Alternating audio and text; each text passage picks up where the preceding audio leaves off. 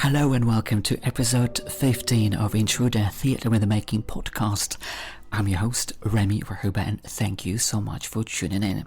Now, as you might remember, in episode 14, I was interviewing Marcus Montgomery Roche, the director of Intruder, and you can check that conversation out in episode 14.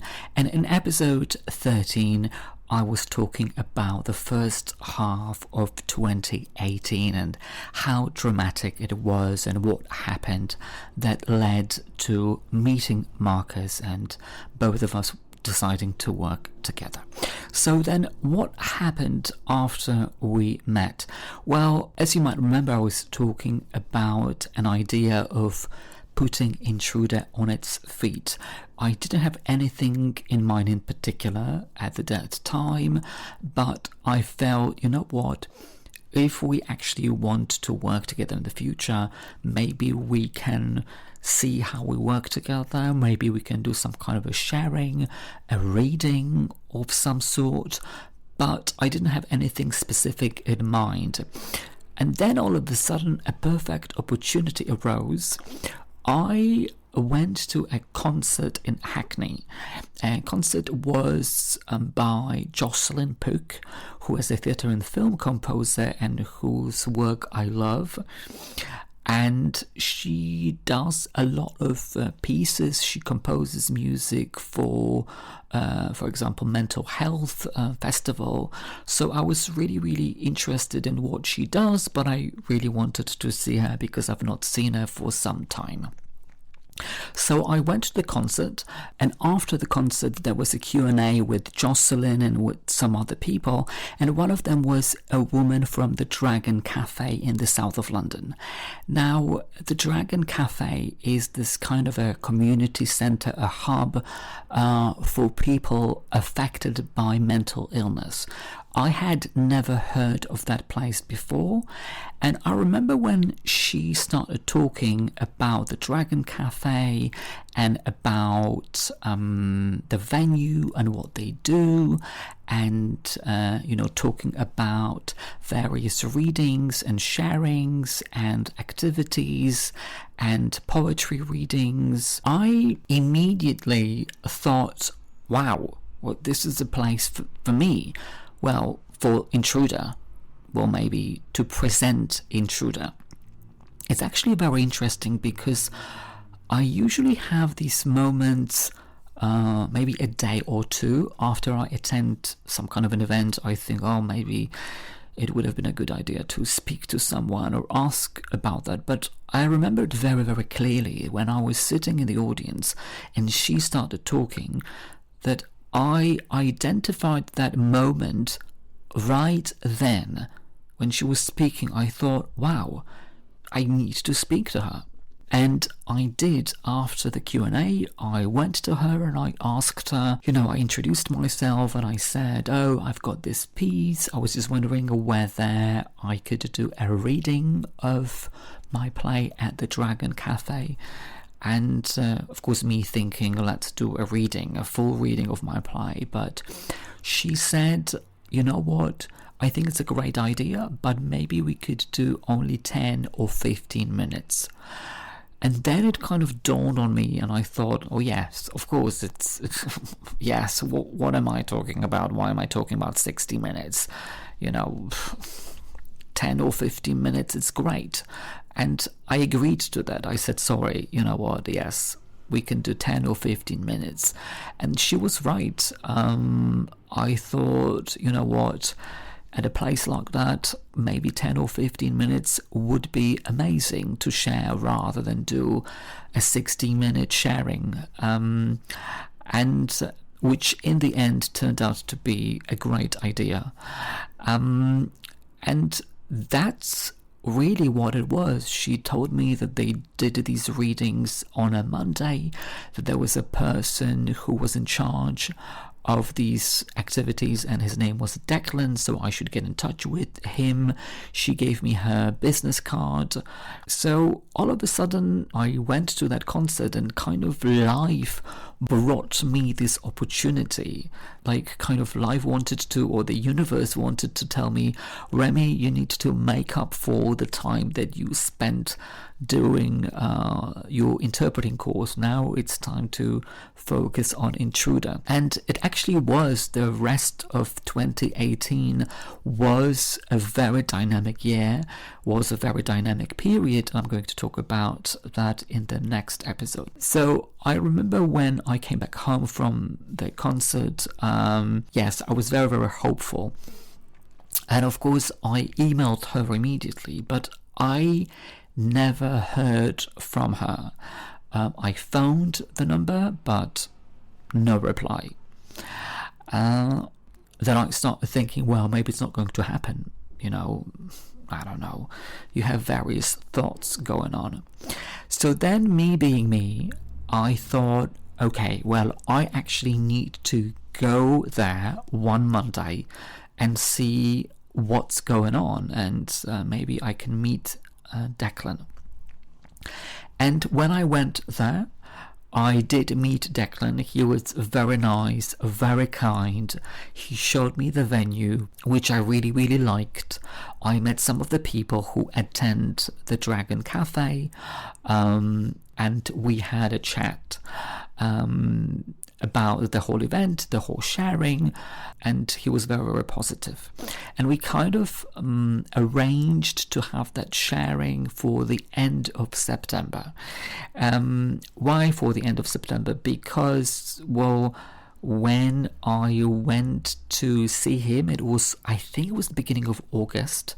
So, and then I was also going on holiday at the end of August for 2 weeks to Croatia. So we thought, well, maybe the end of September would be the best time for the sharing. The only thing that he wanted was maybe the scenes that that we'd like to do. And I said it would be fine. And with Intruder being a non-linear piece, it was very, very easy for me and Marcus to select the scenes that we wanted to show.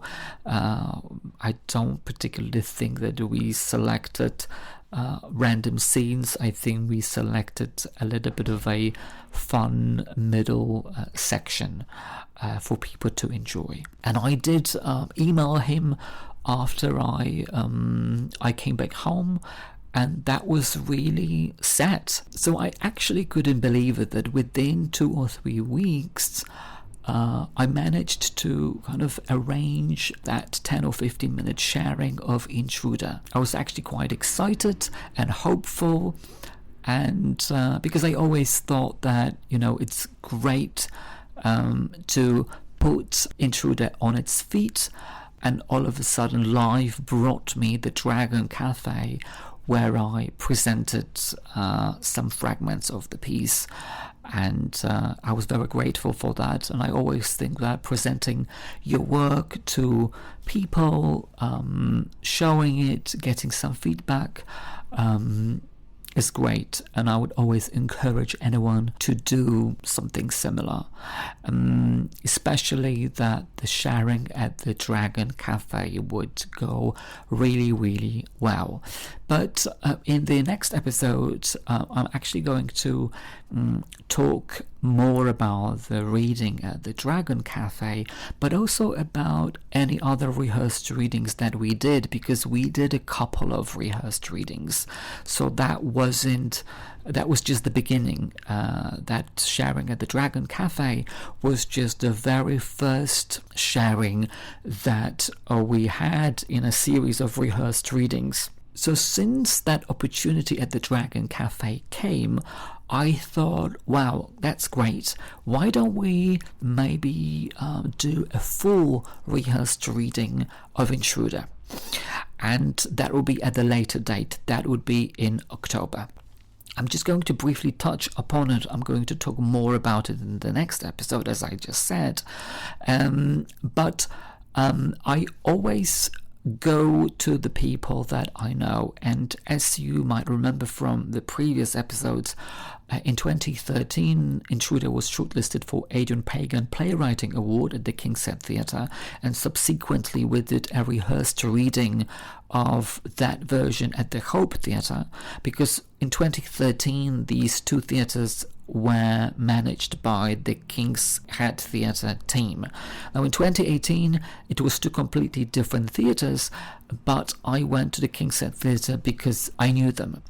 And then I started emailing them and contacting them about a reading in the second half of October. Now I'm going to leave Intruder for some time now, and I'm going to focus on something completely different. As you also might remember, in episode 13, I spoke about getting a job. So I was in the middle of doing my DPSI exams, which are very big interpreting exams. And then one of the voiceover agencies that I belonged to approached me, and they asked me whether I wanted maybe to be put forward for a job at one of the companies. And I said, of course, yes. And I asked what that job was.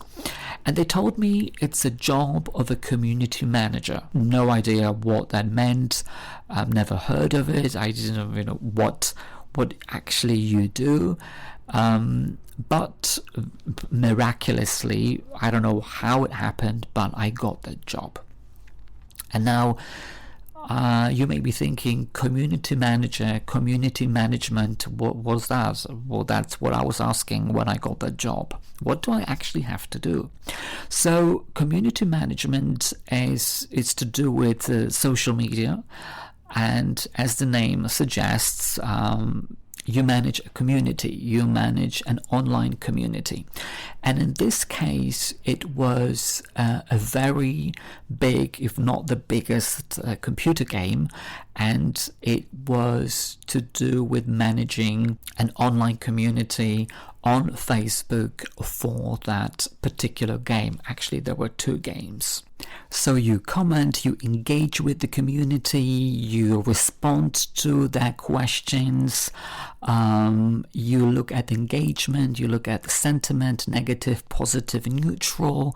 I was mainly dealing with Facebook because I was moderating Facebook, Polish Facebook communities, and actually it was mainly Facebook where the engagement was taking place, not much on Twitter or Instagram.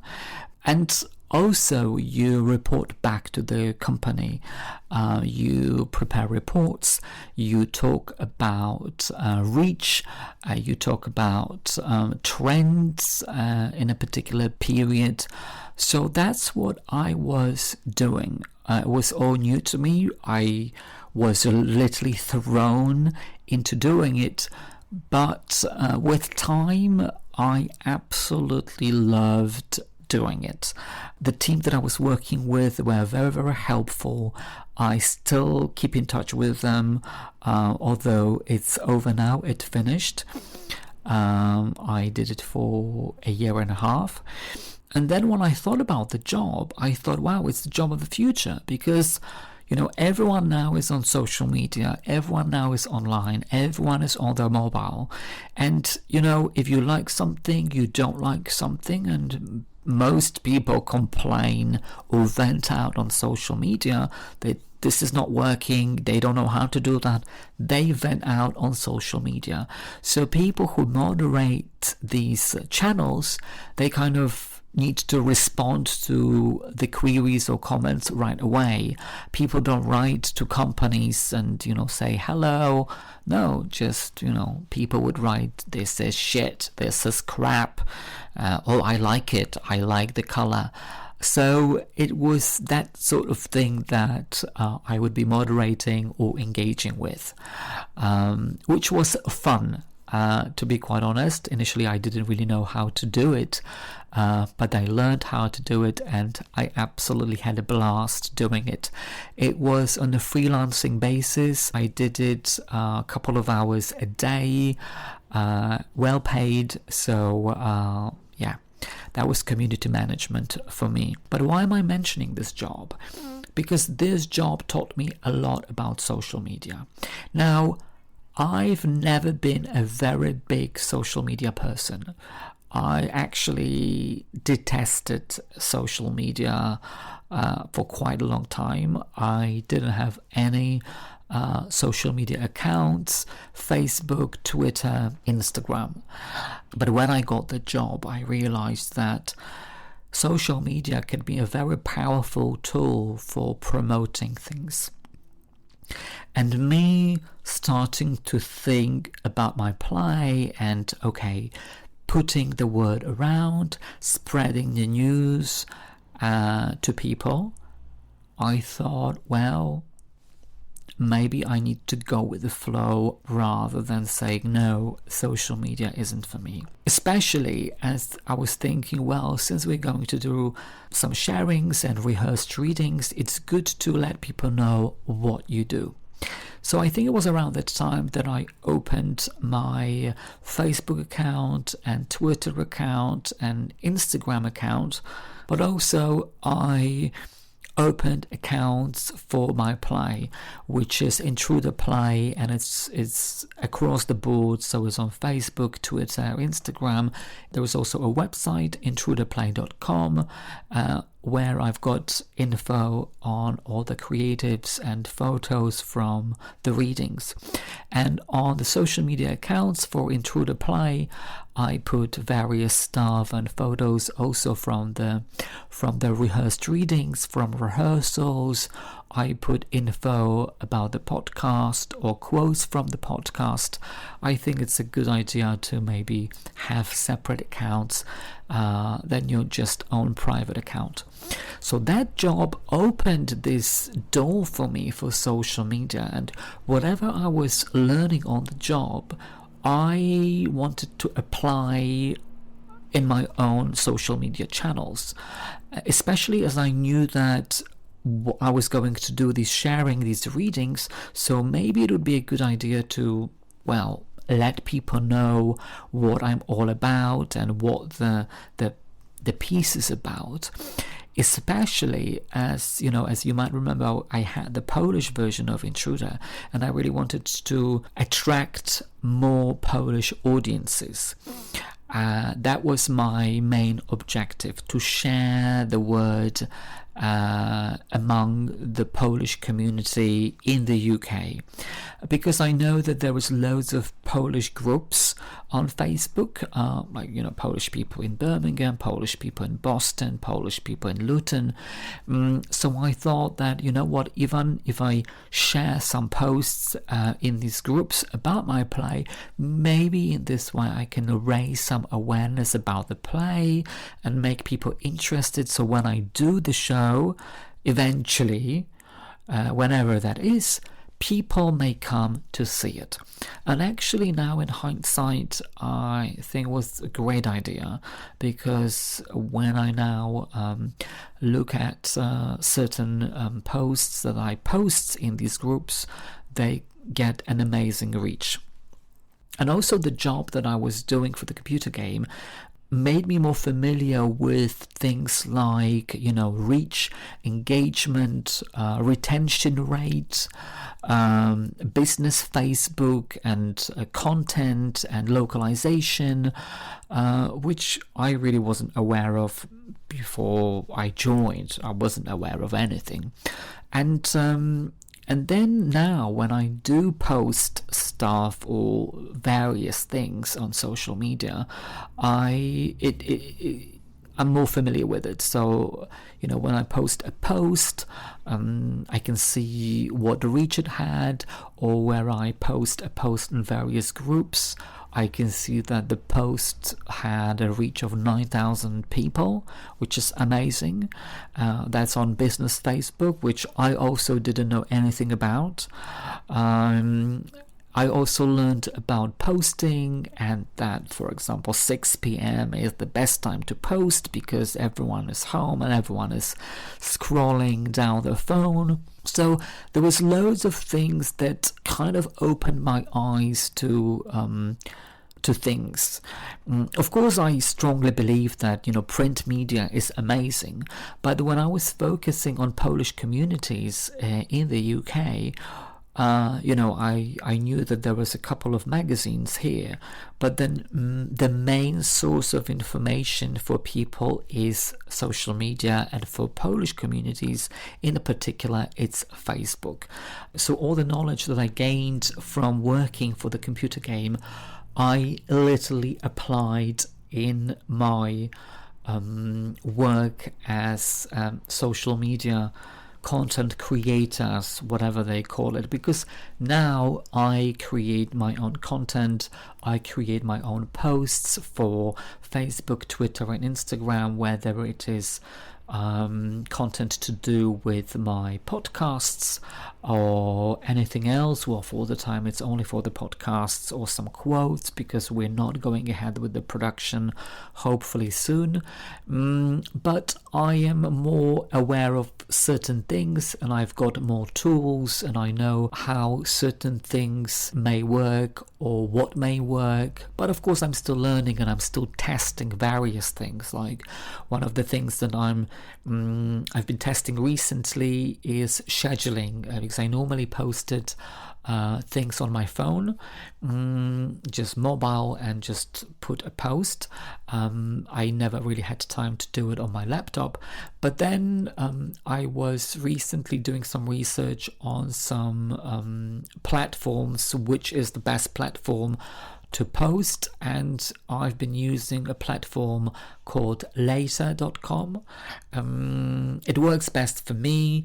It's for free, and on the free, their basic accounts, you get 30 posts on each account, so Instagram, Twitter, Facebook, and it's quite straightforward, and I do it on my laptop rather than on my phone.